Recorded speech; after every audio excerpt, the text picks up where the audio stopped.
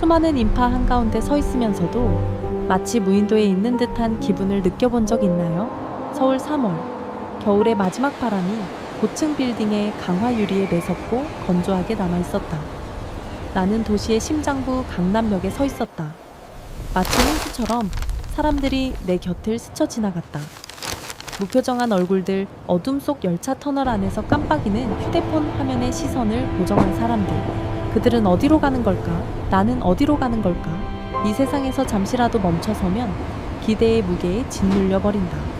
빨리 더 빨리라는 속삭임이 매일 아침 요란한 알람 소리와 함께 내 머릿속에 맴돈다. 나는 마치 윤활유도 다 떨어지고 관절이 녹슬기 시작한 거대한 기계 속 낡고 달아빠진 톱니바퀴처럼 어떻게든 버티려고 애쓰는 기분이다. 손을 보세요. 이 손가락들은 부드러운 흙을 어루만지고 들꽃을 꺾고 따뜻한 나무 피아노 건반 위를 미끄러지듯 움직이기 위해 태어났습니다. 하지만 지금은 차가운 플라스틱 건반을 두드리고 아무도 제대로 읽지 않을 보고서를 쓰는 것밖에 할 줄 모릅니다. 어느 날 오후 22층 사무실 창밖을 내다보니 작은 새 한 마리가 창턱에 앉아 있었습니다. 검은 눈으로 저를 바라보던 새는 날갯짓을 하며 엉킨 전선이 가로지르는 회색 하늘로 날아올랐습니다. 그 순간 가슴이 아팠습니다. 새가 부러웠다는 것을 깨달았습니다. 현대 문명의 대가는 무엇일까요? 낡은 냉장고의 낮은 윙윙거리는 소리만이 유일한 동반자인 비좁은 원룸에서의 외로움일까요? 아니면 김이 모락모락 나는 컵라면을 먹으며 김서린 창밖으로 화려한 도시의 불빛을 바라보는 고독한 저녁 식사일까요? 우리는 살고 있는 걸까요? 아니면 그저 기다리며 존재하고 있는 걸까요? 내일은 오늘의 반복일까요? 내 책상 서랍 속 공과금 고지서와 세금 고지서 더미 밑에 녹슨 초록색 황동 열쇠 하나가 놓여 있다. 그것은 다른 세상 할아버지의 세상으로 통하는 열쇠다. 할아버지는 강원도의 외딴 산골 마을에서 시계 수리공으로 일하셨다. 내가 어렸을 때 할아버지는 종종 나를 높은 나무 의자에 앉히시곤 했다. 그 의자에는 수많은 시계들이 째깍째깍 돌아가고 있었다. 할아버지는 민주나 시계 하나하나에는 저마다의 심장이 뛰고 있단다. 너무 빨리 뛰면 지치고 너무 느리게 뛰면 슬퍼하는 거지. 시계 수리공은 단순히 톱니바퀴를 고치는 게 아니라 시계들이 평화로운 리듬을 찾도록 도와주는 거야 라고 말씀하셨다. 그때는 그 말씀을 이해하지 못했다. 그저 빨리 어른이 되어 서울에 가서 중요한 사람이 되고 싶었을 뿐이었다. 하지만 지금 이 눈부신 도시의 한복판에서 나는 가장 큰 실패자처럼 느껴진다. 내 삶의 리듬을 잃어버린 것 같다. 오늘 밤 나는 평소처럼 지하철을 타고 외로운 월세방으로 돌아가지 않았다. 교차로에 서서 끝없이 뻗어가는 차들을 빗줄기처럼 바라보았다. 갑자기 낯선 향기가 공기를 가득 채웠다. 비가 그친 후에 소나무 송진 냄새, 축축한 흙 냄새 같은 것이었다. 이 스모그 속에서는 맡을 수 없는 냄새였지만 분명히 맡아본 냄새였다. 숲의 부름이었다. 나는 발길을 돌렸다. 달리기 시작했다. 코앞에 닥친 마감일 소셜 미디어 속 가짜미소 도움을 애원하는 시들어버린 내 모습으로부터 도망쳤다. 강원행 막차가 막 출발하려는 순간 나는 시외버스 정류장에 도착했다. 말끔한 정장을 입었지만 숨소리가 거칠고 눈이 충혈된 젊은 운전기사가 나를 쳐다보았다. 그는 아무 말도 하지 않고 고개만 끄덕였다. 버스가 서울의 반짝이는 넌사인을 뒤로하고 멀어져 가자 나는 창문에 머리를 기댔다. 비가 내리기 시작했고 기억으로 가득 찬 하늘을 흐릿하게 만들었다. 나는 알았다. 이 여행은 도피가 목적이 아니라는 것을. 내 자신을 다시 추스르는 여정이라는 것을. 시간이 숫자로 측정되는 것이 아니라 푸른 숲의 숨결로 측정되는 곳으로 돌아가는 여정이라는 것을. 표지판도 없는 정류장에 버스가 멈췄다. 계곡으로 이어지는 길을 지켜보는 듯한 오래된 은행나무 한 그루만이 그곳을 지키고 있었다. 버스에서 내리자마자 가장 먼저 눈에 띈 것은 소리가 아니라 기묘한 침묵이었다. 서울에서 침묵은 사치스러운 것이었다. 자동차 경적 소리, 사이사이에 찾아오는 드문 틈이었다. 하지만 이곳의 침묵은 그 자체로 무게감을 지니고 있었다. 마치 도시의 먼지가 아직 내 조끼에 남아있는데도 씻어내려는 듯 어깨를 감싸고 온몸의 모공 속으로 스며들었다. 버스가 구비구비를 돌아 사라지는 것을 지켜보았다. 얇은 영이 한 줄기와 익숙한 엔진오일 냄새만이 남았다. 이제 남은 것은 나와 낡은 여행 가방, 그리고 마른 낙엽으로 뒤덮인 길뿐이었다. 나는 심호흡을 했다. 이곳의 공기는 배기가스 냄새가 아니었다. 아침 이슬의 달콤함과 축축한 흙냄새가 가득했다. 진정한 삶의 맛이었다. 할아버지의 오두막은 이른 아침 안개 속에서 모습을 드러냈다. 마치 단풍나무 아래 잠들어 있는 고대 생물 같았다. 무성한 초록 이끼가 전통 한옥 기와에 달라붙어 있었고 덩굴은 참나무 기둥을 휘감고 있었다. 문이 열리자 익숙한 향기가 스며들었다. 오래된 나무 냄새, 소나무 향, 그리고 시간이 멈춘 듯한 향기였다. 모든 것이 15년 전 내가 떠났을 때와 똑같이 그대로였다.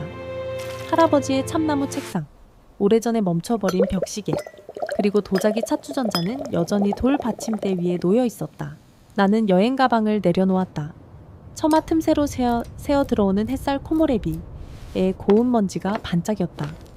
탁자 위로 손을 쓸어 넘기자 두꺼운 먼지 위에 빗줄기가 남았다. 할아버지, 저 왔어요. 나는 속삭였다. 내 목소리는 텅 빈 방에 메아리 쳤고 마치 이곳에 어울리지 않는 듯 낯설게 들렸다. 오랫동안 방치된 집을 청소하는 건 뒤죽박죽 섞인 기억들을 재정렬하는 것과 같았다. 나는 창문을 모두 활짝 열었다. 숲에서 불어오는 강하고 맑은 바람이 잊혀진 날들의 우울함을 날려버렸다. 나는 작은 톱니바퀴 하나하나 시계판 하나하나를 닦았다. 손이 바쁘게 움직이는 동안 갑자기 마음이 가벼워졌다. 도시에서는 늘 내일 계획 성장 수치에 대해 생각해야만 했다. 하지만 이 오두막에서는 내 세상이 축축한 걸레와 거친 나무 표면으로 축소되었다. 피곤함이 스며들기 시작했지만 야근으로 인한 탈진 같은 피로가 아니었다. 만족스러운 피로였다. 손에는 흙과 기계 기름이 묻어 더러워졌지만 이상하게도 그 어느 때보다 깨끗해진 기분이었다. 늦은 오후 석양이 계곡을 보랏빛으로 물들일 무렵 나는 김이 모락모락, 나는 보리차 한 잔을 들고 베란다에 앉아 있었다. 그때 갑자기 누군가의 시선이 느껴졌다. 동료들의 날카로운 시선이나 지하철에서 마주친 낯선 사람들의 엿보는 듯한 시선이 아니었다. 부드럽고 호기심 어린 시선이었다. 정원 한쪽 구석의 라일락 덤불에서 아주 작은 빛들이 나타나기 시작했다. 반딧불이는 아니었다. 둥글고 순백색의 그 빛들은 마치 작은 전구처럼 은은하고 신비로운 빛을 발하고 있었다. 나는 숨을 멈췄다. 그것들은 할아버지가 잠자리 이야기에서 들려주시던 숲의 정령들이었다. 민준아, 무서워하지 마렴. 숲을 오랜 잠에서 깨운 게 누구인지 보러 온 것뿐이란다. 할아버지의 목소리가 귓게 맴돌았다. 오랫동안 잊고 있었던 미소를 지어 보였다. 작은 비스킷 조각을 집어 나무 난간에 올려놓았다. 빛조각들이 점점 가까워지며 내 눈앞에서 떨렸다. 바람. 그날 밤 강원도의 바람 소리 속에서 나는 수면제가 필요 없었다. 은빛 달빛 아래 잠이 들었고 10년 만에 처음으로 답답한 사무실 꿈을 꾸지 않았다. 나무 꼭대기 위를 날아다니는 꿈을 꾸었다. 바람은 영원을 노래했다. 숲에서의 세 번째 밤, 계절의 첫 비가 쏟아지며 높은 산봉우리에 한기를 실어 날랐다. 책상 위에 등잔불을 만지작거리던 그때 무언가 들려왔다. 야생 동물의 소리도 바람 소리도 아니었다. 고통스럽고 무겁고 다급한 소리였다. 나는 등잔불을 들고 현관으로 나갔다. 노란빛 등잔불이 굵은 빛 속에서 흔들렸다. 그리고는 나는 얼어붙었다. 오래된 은행나무 아래에 거대한 생명체가 쓰러져 있었다. 두껍고 벨벳 같은 회색 털의 토끼처럼 긴 귀를 가졌지만 몸집은 곰처럼 거대했다. 작은 정령들 코다마, 그 주위를 맴돌며 불안한 딸깍 소리를 내고 있었다. 그 생명체는 나를 사납게 쳐다보지 않았다. 크고 둥근 호박색 눈에는 내가 그 어떤 인간에게서도 본 적 없는 고통이 담겨 있었다. 나는 한 걸음씩 다가갔다. 두려워하지 마세요. 제가 도와드리러 왔어요. 나는 속삭였지만 그 소리가 진심인지 확신할 수는 없었다. 인간의 언어를 이해했습니다. 폭풍우를 비추는 등불이 그 생물의 다리를 비추자 내 마음은 쿵 내려앉았다. 크고 날카롭고 녹슨 금속 조각이 아마도 낡은 곰 덫의 일부이거나 수십 년 전에 버려진 트랙터의 톱니바퀴일 것이다. 두꺼운 털 속에 깊숙이 박혀 있었다. 상처는 부어오르기 시작했다. 이상하게도 피는 붉은색이 아니었고 마치 별빛이 섞인 수지처럼 반짝였다. 내가 상처를 만지자 그 생물은 몸을 떨었다. 나는 이것이 단순한 육체적 상처가 아니라는 것을 깨달았다. 그 금속 조각은 마치 산업세계의 변종처럼 이 숲의 영혼을 오염시키고 있었다. 나는 다시 안으로 들어가 할아버지의 공구함을 가져왔다. 펜치 드라이버 그리고 시계 세척액이 등불에 반짝였다. 민주나 최고의 시계 수리공은 뻑뻑하게 걸린 부품에 삐걱거리는 소리에 귀 기울이는 사람이란다. 할아버지의 말씀이 귓가에 맴돌았다. 나는 내가 해야 할 일을 깨달았다. 나는 단순히 시계를 수리하는 것이 아니었다. 나는 시계의 균형을 수리하고 있었던 것이다. 보증서는 찢어져 있었다.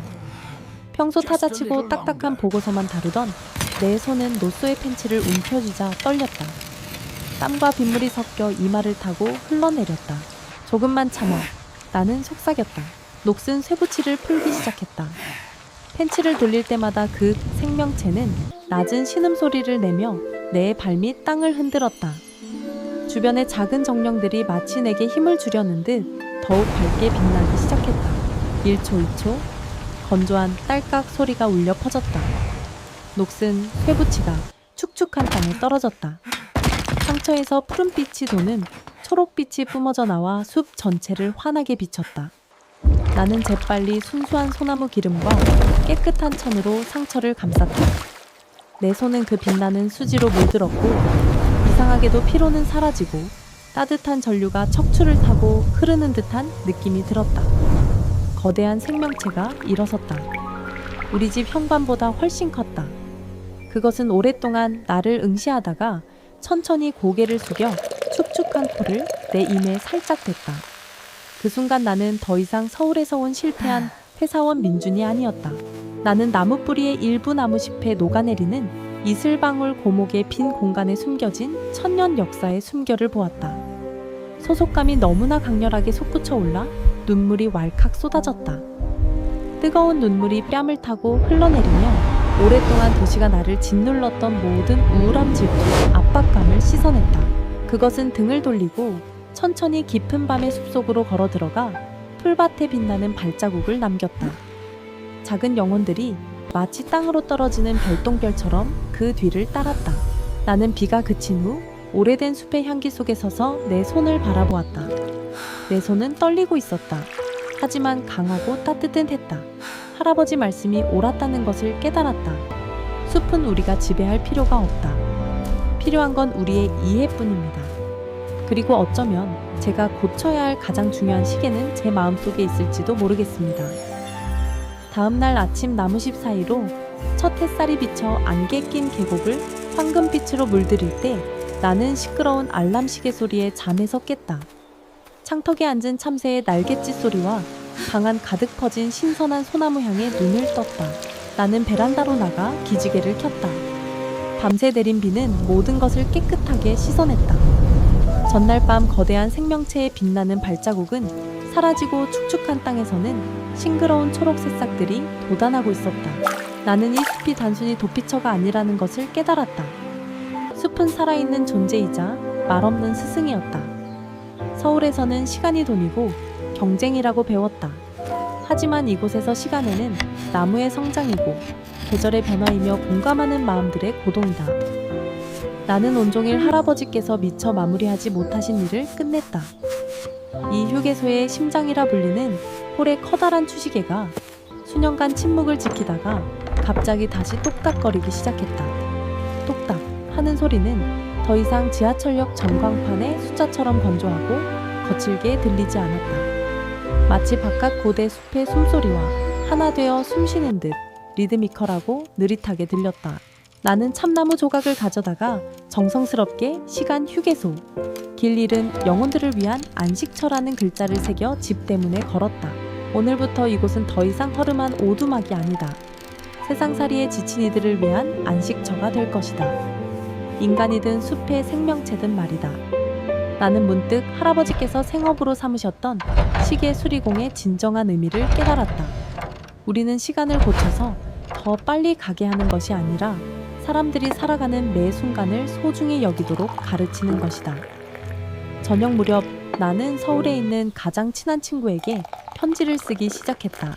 야, 내가 이렇게 갑자기 사라져서 놀랄지도 몰라. 걱정하지 마. 나는 지금 전화 신호는 약하지만 내 영혼과의 연결은 강한 곳에 있어. 이제 언제 쉬어야 할지 시계를 볼 필요도 없어. 숲이 해가 지는 시간을 알려주니까 마감일에 쫓길 필요도 없어. 우리 집 앞 들꽃은 마감 시간에 맞춰서 급하게 피지 않으니까 나만의 리듬을 찾았어. 질투도 없고 뒤처질까봐 두려워하지도 않는 리듬. 언젠가 내 다리가 너무 피곤하고 마음이 답답해지면 언제든 여기로 와. 내가 보리차 한 잔 끓여줄게. 같이 숲의 노래를 들으며 시간을 보내자. 밤이 찾아온다. 강원의 달빛이 이슬처럼 은은하게 처매 맺힌다. 작은 영혼들이 다시 나타나 시계 초침 소리를 따라 리드미컬하게 춤춘다. 나는 나무 기둥에 기대어 별이 총총한 밤하늘을 올려다본다. 서울에서는 가로등 불빛 때문에 볼 수 없었던 밤하늘이다. 눈을 감고 미소를 짓는다.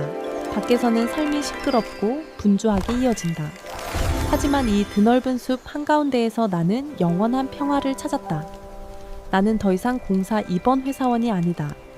나는 민준 오래된 숲의 친구이자 잊혀진 기억을 되살리는 사람이다. 밤이 찾아와도 나는 더 이상 어둠을 두려워하지 않는다. 매일 아침 눈을 뜨면 새로운 교향곡이 시작될 것을 알기 때문이다. 삶과 사랑, 그리고 가장 단순한 경이로움의 교향곡을. 민준이의 파란만장한 서울에서의 나날부터 강원도 산속 고요한 달밤까지 함께해 주셔서 감사합니다. 우리 삶은 때때로 낡은 시계와 같습니다. 압력에 못 이겨 톱니바퀴가 뻑뻑해질 때도 있고 서두르다가 태엽이 끊어질 때도 있으며 어느새 우리 자신의 리듬을 잊어버릴 때도 있습니다. 하지만 아시나요? 잠시 멈춰서서 자신의 영혼의 숨결에 귀 기울여 본다면 바로 우리 안에서 시간 수리점을 발견할 수 있을 겁니다. 이 책을 덮고 나면 조금이나마 편안한 잠을 잘 수 있는 마음의 평화를 얻거나 마음속 깊이 그토록 갈망해왔던 길로 나아갈 용기를 얻을 수 있기를 바랍니다. 이 이야기가 여러분의 마음 한구석을 조금이라도 움직였다면 좋아요를 누르거나 댓글을 남겨주세요. 여러분의 응원은 제가 앞으로도 치유의 여정을 계속 이어가는 데 큰 힘이 됩니다. 채널 구독과 알림 설정도 잊지 마세요. 그래야 최신 지브리 영화 영상을 놓치지 않고 보실 수 있습니다. 편안한 밤 되시고 좋은 꿈 꾸세요. 안녕히 계세요. 다음 영상에서 뵙겠습니다.